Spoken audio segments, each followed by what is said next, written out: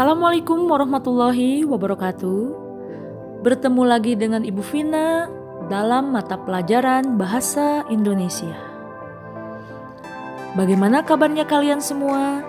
Ibu harapkan kalian dalam keadaan sehat walafiat, selalu dalam lindungan Allah Subhanahu wa Ta'ala, dan juga tetap semangat belajar BDR-nya.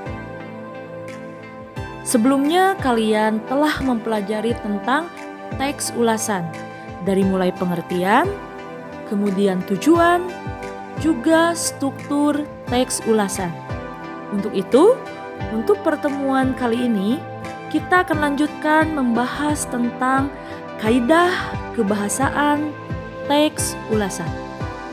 Silahkan simak baik-baik materi yang akan Ibu sampaikan tentang kaidah kebahasaan teks ulasan, agar kalian mampu memahami materi yang Ibu sampaikan dengan baik.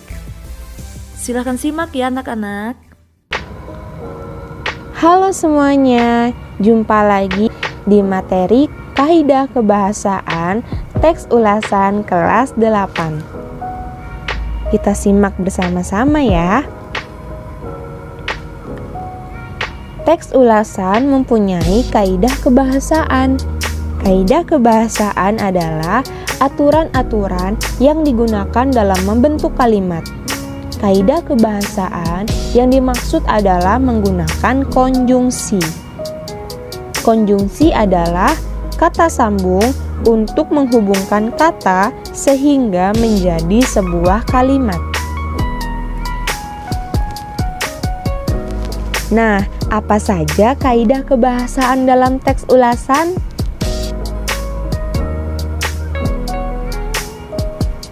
Kaidah kebahasaan dalam teks ulasan terdiri dari 4. Yang pertama, konjungsi penerang. Yang kedua, konjungsi temporal. Yang ketiga, konjungsi penyebab. Dan yang keempat, pernyataan saran atau rekomendasi. Berikut adalah penjelasannya. Nah, konjungsi penerang itu ada 3. Bahwa, yakni, yaitu. Contoh kalimatnya. Yang pertama, El Nino merasa bahwa semua itu terjadi karena perbuatan jahat Elsa. Yang kedua, Aldebaran Alfahri mempunyai seorang adik, yakni Roy Alfahri. Yang ketiga, tugas utama Mirna yaitu mengasuh Reina. Jadi, di sini bisa kita garis bawahi ya. Konjungsi penerang ada 3.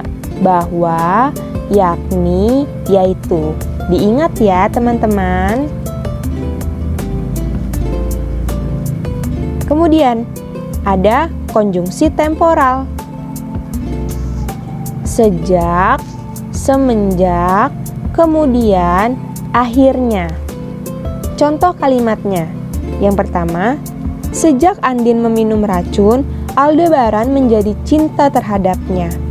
Yang kedua, Erlangga menjadi baik semenjak ia dibebaskan dari penjara oleh Aldebaran. Yang ketiga, kemudian Reina merasa bahagia atas kepulangan Andin dari rumah sakit. Yang keempat, akhirnya Andin kembali sehat lagi. Kita garis bawahi ya, bahwa di konjungsi temporal itu ada 4. Sejak, semenjak, kemudian, akhirnya. Diingat ya teman-teman. Kemudian, ada konjungsi penyebab. Karena, sebab. Contoh kalimatnya.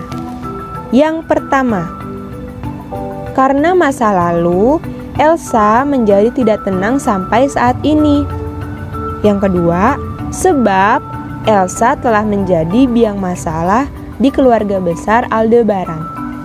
Jadi kita garis bawahi ya, di konjungsi penyebab, karena, sebab. Ada 2 ya teman-teman, jangan lupa diingat. Nah, yang terakhir ada pernyataan saran atau rekomendasi. Jangan, harus, hendaknya. Contoh kalimatnya. Yang pertama, jangan sampai pernikahan Aldebaran dan Andin berakhir begitu saja. Yang kedua, mereka harus senantiasa menciptakan keluarga yang harmonis dan setia. Yang ketiga, hendaknya mulai dari sekarang Aldebaran sudah berani menyatakan cintanya pada Andin. Nah, kita garis bawahi ya, bahwa di pernyataan saran atau rekomendasi ada 3, jangan, harus, hendaknya. Diingat ya teman-teman. Nah, saya ulangi lagi ya. Jadi, di kaidah kebahasaan teks ulasan ada 4 ya, yaitu konjungsi penerang, konjungsi temporal, konjungsi penyebab, dan pernyataan saran atau rekomendasi. Saya ulangi lagi, di konjungsi penerang itu ada bahwa, yakni, yaitu. Ada 3 ya, diingat nih. Kemudian di konjungsi temporal itu ada sejak, semenjak, kemudian akhirnya. Ada 4 ya, kita ingat. Kemudian di konjungsi penyebab, karena, sebab, ada 2 ya.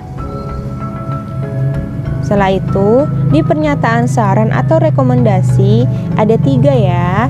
Jangan, harus, hendaknya. Nah, jangan lupa diingat ya teman-teman. Itulah materi yang telah Ibu sampaikan mengenai kaidah kebahasaan teks ulasan. Untuk itu, agar kalian mampu menguasai materi yang telah Ibu sampaikan dengan mengukur sejauh mana pemahaman kalian tentang materi yang sudah Ibu sampaikan, Ibu akan berikan tantangan dengan mengerjakan soal latihan. Dan akan Ibu pisahkan draft latihannya agar kalian bisa mengerjakannya dengan baik. Sekian dari Ibu. Wassalamualaikum warahmatullahi wabarakatuh.